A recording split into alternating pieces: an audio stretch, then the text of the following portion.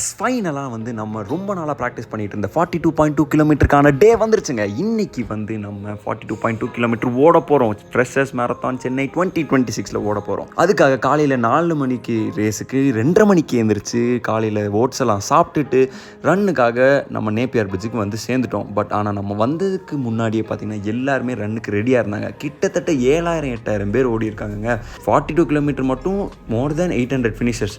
So இப்போ நம்ம வந்து ரன்னுக்கு வரும். இல்லை நான் பார்த்த சில யூனிக்கான விஷயங்கள்லாம் சொல்கிறேன். செருப்பு போடாமல் ஓடினவங்களை பார்த்தேன், வீல் சேரில் ஓடினவங்களை பார்த்தேன், அதுக்கப்புறம் நம்மளுக்காக நிறைய பேர் பாராட்டினவங்களை பார்த்தேன், வேறு ஆர்ஃபனேஜஸ்லேருந்து வேறு நம்மளுக்கு வந்து பாராட்டுறதுலாம் வந்துருந்துருந்தாங்க.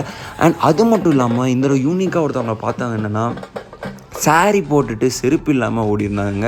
அவங்கெல்லாம் பார்த்து ரொம்பவே ஷாக் ஆகிட்டேன். அப்படியே நம்ம வந்து 6 கிலோமீட்டர்ஸ் தாண்டிட்டோம். இது ரொம்பவே ஈஸியாகவே நம்ம தாண்டிட்டோம். அண்ட் இங்கே தான் நம்ம வந்து ஃபஸ்ட் ஜெல் வந்து யூஸ் பண்ணியிருப்போம் 6 கிலோமீட்டர் மார்க்கில். பை த டைம் நான் வந்து 10 கிலோமீட்டர் மார்க் வரும்போது, அதாவது 1 மணி நேரம் நான் ரேஸ் முடிச்சு ஓடினேன். கரெக்டாக 5 o'clock வந்து 10 கிலோமீட்டர் ரேஸ் வந்து ஆரம்பிச்சிட்டாங்க. அவங்களாம் அப்படியே ஜெட்டு மாதிரி போயிட்டு இருந்தாங்க. அப்படியே பார்க்கவே பொறாமையாக இருந்தது. என்னடா இவ்வளோ ஸ்பீடாக ஓடுறீங்கன்ட்டு. ஐயோ செம்ம ஃபாஸ்ட்டாக ஓடிட்டு இருந்தாங்க.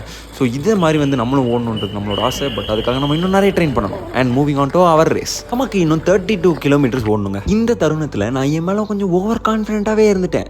ஏன்னா நான் வந்து ஓடின பேஸும் சரி, என்னோட கண்டிஷனும் சரி, எல்லாமே ஸ்மூத்தாக இருந்தது. ஓகே ஈஸியாக 42 முடிச்சிடலாம் அப்படின்னு நினைக்கிறேன். இங்கே தான் நம்மளோட லேக் ஆஃப் ட்ரைனிங் வந்து கொஞ்சம் வெளியில் வந்துருச்சுங்க. அதாவது நம்ம 15 கிலோமீட்டர்ஸ் வரைக்கும் நிற்காம ஓடணும். நீங்கள் நம்ம விலாக பார்த்து தான் உங்களுக்கே தெரிஞ்சிருக்கும். பட் ஆனால் இந்த தடவை நம்மளையே புஷ் பண்ணி 18 கிலோமீட்டர் வரைக்கும் நிற்காம ஓடணும். 18 கிலோமீட்டர் மேலே நம்மளுக்கு கிராம்ப் ஆனாலும் வாக் அண்ட் ரன் பண்ணி நம்ம 23 கிலோமீட்டர் வரைக்கும் போகணும். அதுக்கப்புறம் சுத்தமாக முடியல, எல்லா பாடி பார்ட்டும் கிராம்ப் ஆக ஆரம்பிச்சு. ஸோ ஃபுல்லாக வாக் பண்ண ஆரம்பிச்சிட்டேன்.